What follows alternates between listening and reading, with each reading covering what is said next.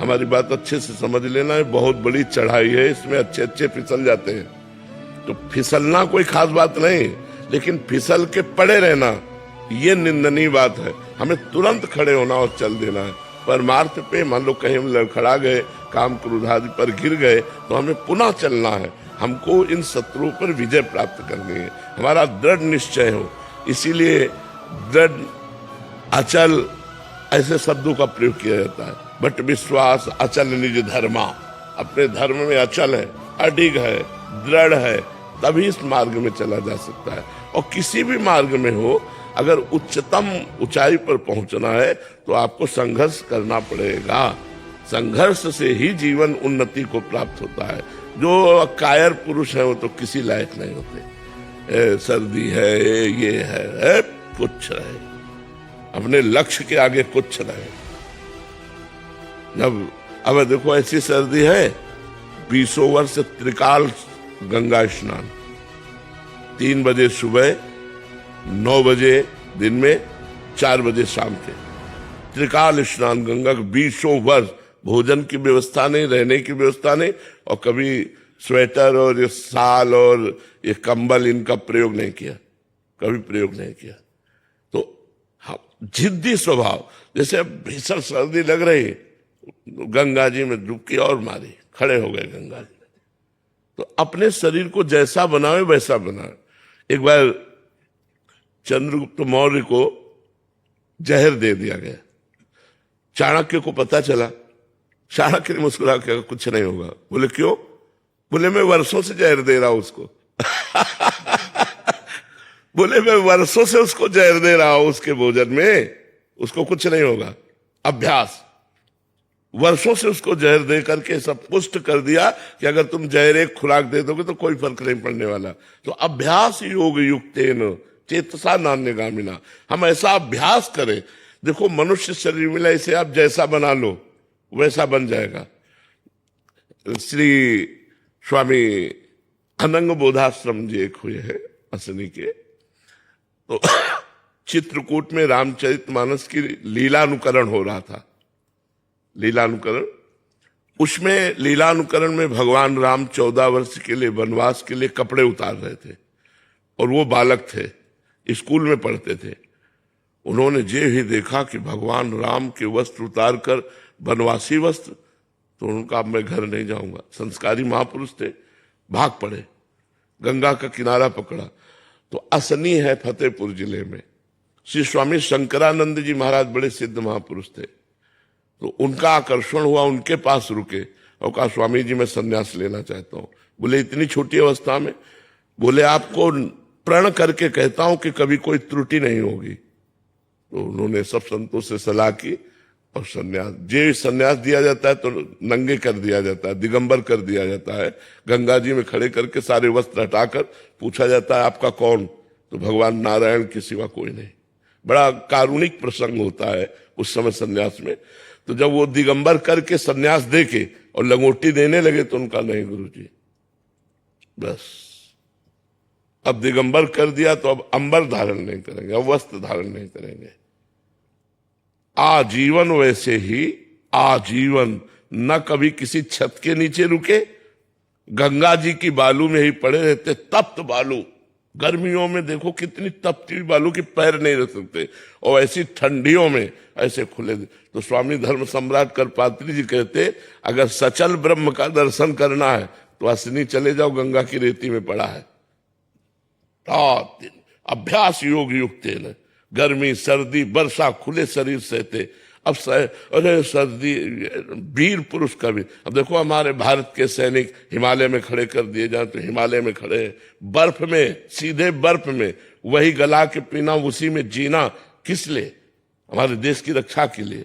उनका नियम, उनका प्राण, उनकी भावना, उनकी वीरता, हम उसे नमस्कार करते हैं। संत और सैनिक ये दोनों को हम समान देखते हैं, क्योंकि वो भी अपने परिवार से विलग, वो भी जगत मंगल के लिए संतजन, और वो भी अपने परिवार से विलग और देश मंगल के लिए वो प्राणों को बलिदान किए। इसलिए हम दोनों का सम्मान करते हैं, संत और सैनिकों का विशेष, और करना भी चाहिए। भारत के सैनिक कोई पेमेंट के लिए नहीं है, प्राणों का बलिदान पेमेंट के लिए नहीं होता, वो देश रक्षा के लिए होता है।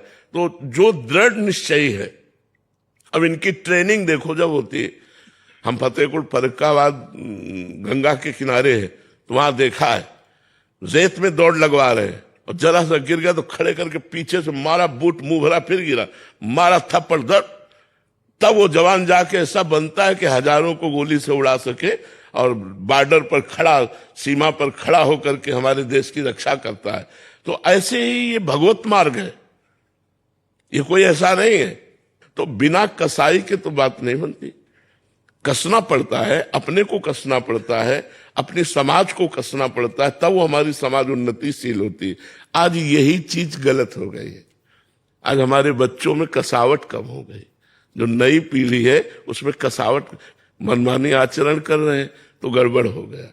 अगर कसावट की जाए तो वही महापुरुष बन जाए, कसावट से ही महापुरुष होता है।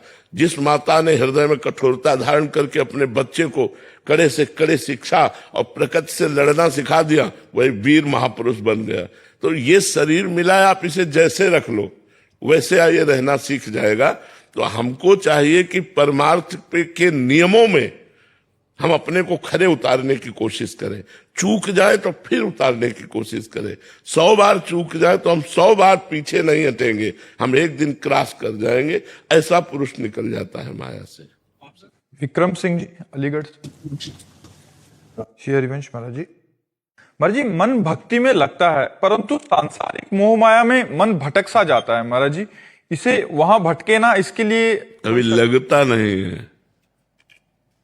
जब लग जाएगा ना तो भटकता नहीं है, और जब तक भटकता है तब तक लगता नहीं। अभी ऐसा लगता है कि लगता है, लेकिन अभी लगा नहीं है। जब लग जाएगा ना तो हटाओगे तो नहीं हटेगा। अभ्यास योग युक्तेन चेतसा नान्यगामिना पुरुषम शाश्वतम दिव्यम, दिव्यम शाश्वतम पुरुषम। जो दिव्य परम पुरुष परमात्मा है उसका प्राप्ति केवल चिंतन मात्र से, बार बार संसार में जाते हुए मन को हटाकर भगवान में लगाओ, अभ्यास करो। ऐसे थोड़ी लग जाएगा भक्ति में, और जब लग जाता है तब हटता नहीं है। अभी लगा नहीं है ना, तो इसलिए भटकता है। विषयों में सुख बुद्धि है, संसार में प्रियता है, इसलिए संसार और विषयों की तरफ जाता है। और जब लग जाएगा तब नहीं हटेगा। फिर आप हटाएंगे ना कि यार चलो बात कर लेते हैं, नहीं करना हमें बात, नहीं, राधा राधा राधा, वो अपने आप जब लग जाएगा तब हटेगा नहीं। तो अभ्यास करो, ऐसा अभ्यास करो। कभी भगवान की लीला कथा सुनो, कभी भगवान की लीला कथा पढ़ो, कभी नाम कीर्तन करो, कभी नाम जप करो, कभी संतों का सत्संग सुनो। इस अभ्यास से जब हम बार बार भागवतिक बातें सुनेंगे, भागवतिक बातें कहेंगे, भागवतिक बातें चिंतन करेंगे, तो हमारा मन धीरे धीरे लग जाएगा। और जब मन लग गया फिर तो निहाल हो गया, फिर जीवन मुक्त हो गया। फिर क्या कहना, सारी लड़ाई इसी बात की तो है कि मन भगवान में लग जाए। मन भगवान में, जैसा विषय में लगता है वैसा भगवान में लग जाए, वो मुक्त पुरुष हो गया, वो दिव्य पुरुष हो गया।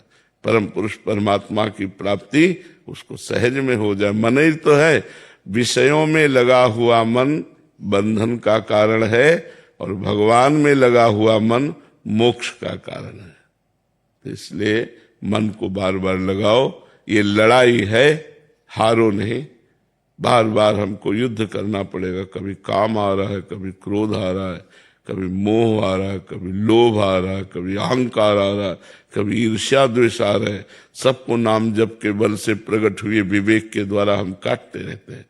और जब सब पूरा शत्रु पक्ष हार जाएगा तब विजयी हो गए, तब फिर जयति जयति जग उच्चरे, पूरा संसार उसको नमस्कार करता है जो परमात्मा को प्राप्त कर लेता है। और जो परमात्मा को प्राप्त कर लेता है उसे संसार दिखाई ही नहीं देता, केवल एक परमात्मा ही नजर आता है। परमात्मा प्राप्ति जिसको हो गई उसे एक ही राम सब जगह रमा हुआ नजर आता है, एक ही परमात्मा सब जगह विराजमान नजर आता है। तो उसको प्रणाम नमस्कार से मतलब नहीं रहता, लेकिन पूरा संसार उसे नमस्कार, जयति जयति जग उच्चरे, जय हो सारा संसार उच्चारण करता है, जिसे भगवत प्राप्ति हो जाती है। भगवत प्राप्ति उसी को होती है जो संसार में जाते हुए मन को बार बार हटाकर भगवान के नाम में लगाता है, और जब मन लग जाता है तब भगवत प्राप्ति हो जाती है। अखिलेश कुमार जी, राधे राधे महाराज जी। महाराज जी, जीवन क्या है और मृत्यु क्या है? सही मायने में जीना और मरना किसे कहते हैं? जीना जागृत है, मृत्यु सुषुप्ति है। न कोई मृत्यु है न कोई जीवन है। जो जीवन है वो जागृत है, जो मृत्यु है वो सुषुप्ति है। किसी का मरना नहीं होता। पंचभूत पंचभूतों में मिल जाते हैं और आत्मा अविनाशी अजर अमर है। उसी का जागृत होना, बाह्य दर्शन होना जीवन है। उसी का गाढ़ सुषुप्ति जैसे ऐसे मृत्यु है। न मृत्यु सत्य है न जीवन सत्य है। उमा कहूं मैं अनुभव अपना, सत हरि भजन जगत सब सपना। जैसे सपना सत्य नहीं होता, ऐसे ये सत्य नहीं है। न हम सत्य हैं न तुम सत्य हो। हमारे तुम्हारे में जो तत्व है वो सत्य है। जो हमारे और आप में तत्व विराजमान है, आत्म तत्व, वो सत्य है। हमारी तुम्हारी चेष्टाएं, हमारा तुम्हारा रूप, हमारी तुम्हारी विचार, ये सब असत्य है। सत्य एक परमात्मा है।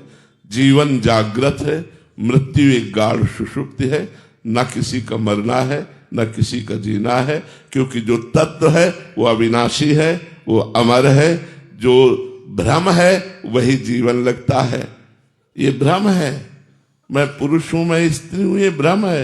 न मैं पुरुष हूं न मैं स्त्री हूं, निर्विकार आत्म तत्व हूं। ये कहां अनुभव हो रहा है? इसी भ्रम को मिटाने के लिए मनुष्य जीवन मिला है। खूब नाम जप करो, अच्छे आचरण करो, दूसरों को सुख पहुंचाओ, सत्संग सुनो, शास्त्र स्वाध्याय करो, तुम्हारा मंगल हो जाएगा। न जीवन है न मृत्यु है, एक ये भ्रम है, स्वप्न है। समझ पा रहे हो कैसे? एक बार महाराज जनक जी ने देखा स्वप्न में कोई एक बहुत गरीब आदमी हो गए। इतने गरीब हो गए कि खाने को नहीं है। उन्होंने भिक्षा मांगी तो भिक्षा में कुछ चावल दाल मिले। तो एक मिट्टी के पात्र में चावल दाल पका रहे थे। वो पकने वाले ही थे कि दो सांड लड़ते हुए आए और सब बिखर गया। तो इतने भूख से व्याकुल थे कि ये क्या, और आंख खुल गई तो देखा राजमहल की सुंदर सैया पर सो रहे। तो उनका ये सत्य कि वो सत्य।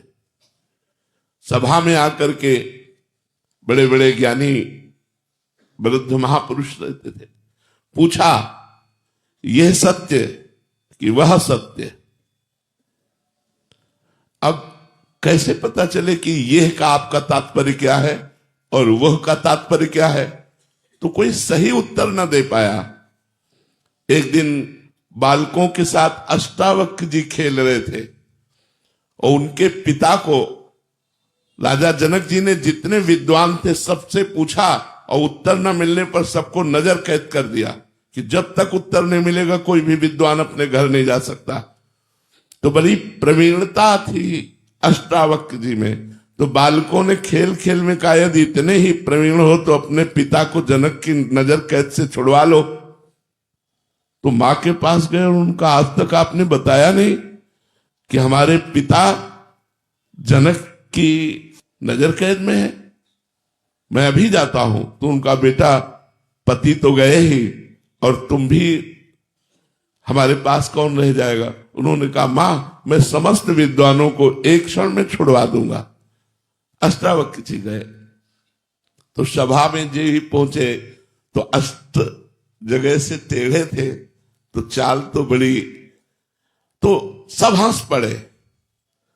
तो उन्होंने जाते ही कहा जनक की सभा में हमने सुना था ज्ञानी है, लेकिन यहां तो हमें कोई ज्ञानी दिखाई नहीं दे रहा।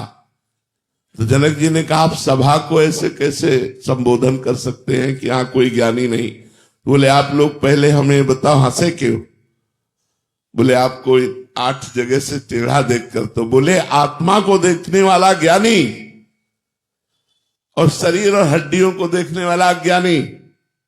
बोल जनक तेरा प्रश्न क्या है। अष्टावक्र जी गुरु हैं जनक जी के। जनक जी ने कहा ये सत्य कि वो सत्य। तो सीधे एक शब्द में उत्तर दिया, ना ये सत्य और ना वो सत्य। जो जागृत है वो तुम्हारी स्वप्नावस्था में असत्य हो गया, और जब जागृत में आए तो स्वप्नावस्था असत्य हो गई। इसलिए न जागृत सत्य न स्वप्न सत्य। उमा कहूं मैं अनुभव अपना, सत हरि भजन जगत सब सपना। भगवान का चिंतन, आत्मचिंतन, ब्रह्म चिंतन, यही सत्य है। और न जीवन सत्य है न मृत्यु सत्य है।